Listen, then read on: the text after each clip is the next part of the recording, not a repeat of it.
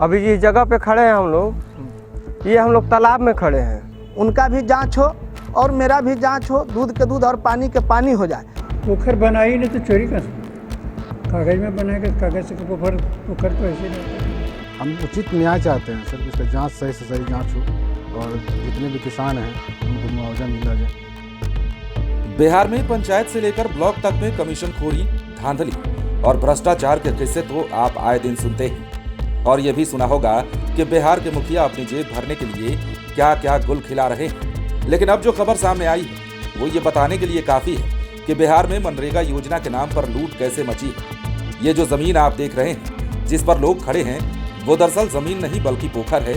और ये पोखर मनरेगा योजना के तहत बनाई जा चुकी है, लेकिन सिर्फ और सिर्फ कागजों पर। और सिर्फ यही पोखर नहीं, बल्कि यहाँ पर 5 दर्जन से ज्यादा पोखर हैं जो बनाए तो गए हैं पर आज तक पता नहीं चल पाए। खबर यह है कि कटिहार के बघार पंचायत मिर्जापुर में मुखिया जी 5 दर्जन से भी ज्यादा पोखर खा गए हैं और ठीक ठाक से पचा भी लिया है। सबसे पहले आप लोगों को सुनिए।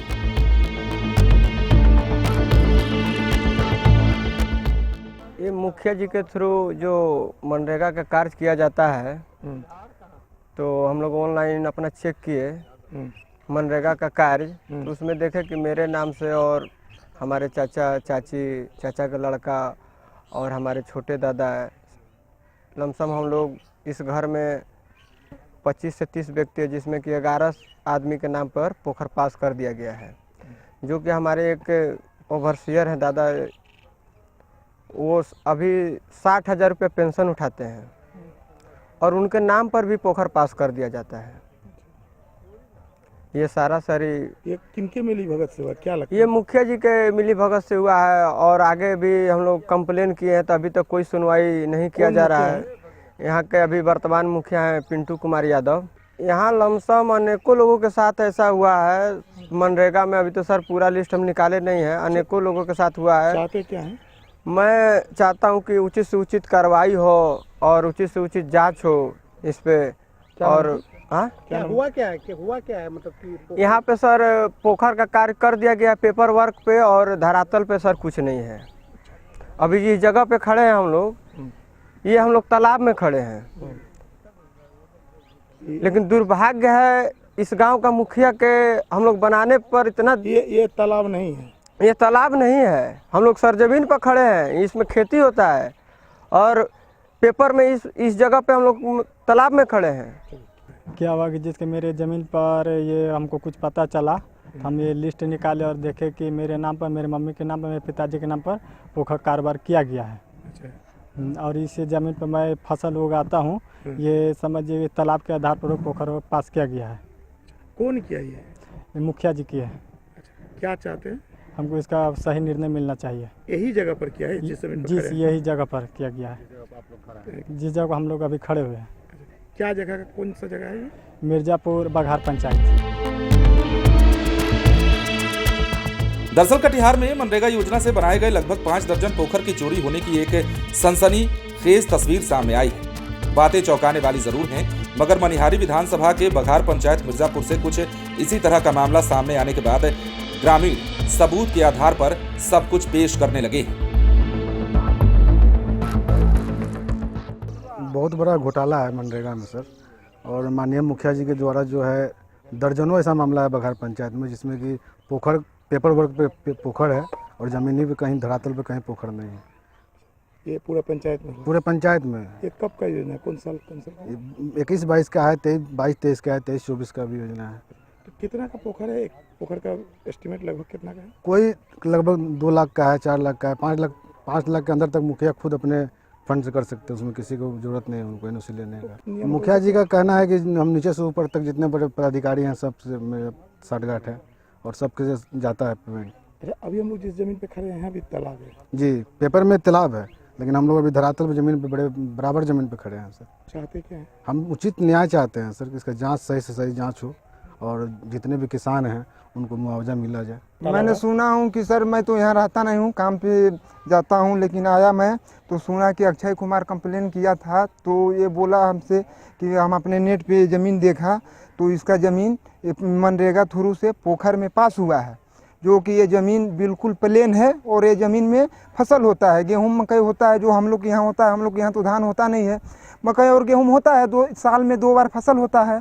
यही मैंने देखा। कितना हुआ है इस गांव में, कितने लोग के साथ इस तरह? दर्जनों पास हुआ है, दर्जनों। जो लोग को आता है दर्जनों पास हुआ है। कौन है इसके लिए जिम्मेदार, कौन है? जिम्मेवार तो ये मुखिया होते हैं इसमें, और कौन होंगे?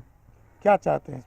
क्या हम चाहेंगे, यही चाहेंगे कि जो इंसानियत थ्रू है, जो सर हम लोग को अथी मिले, जज। हाँ जज मिले, और सारे किसान को अच्छा अथी मिले।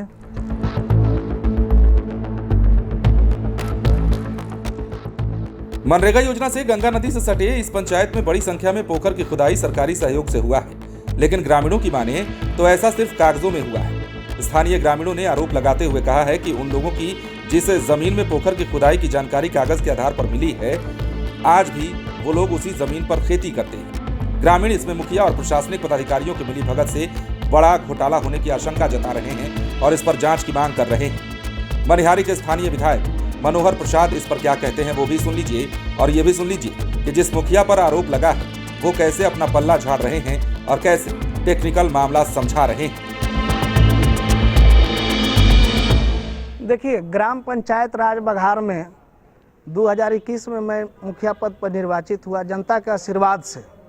और जो है कि जितने भी योजनाएं चली है स्थल पर, मैं तो पहले भी और चैनल के भी माध्यम से मांग किया, और आप लोगों के चैनल के भी माध्यम से मैं मांग करता हूं कि हाई कोर्ट के निगरानी में एक बार ही जांच हो जाए, और जो है पूर्व के मुखिया भी लोग कार्य किए हैं उनका भी जांच हो, और मेरा भी जांच हो, दूध के दूध और पानी के पानी हो जाए।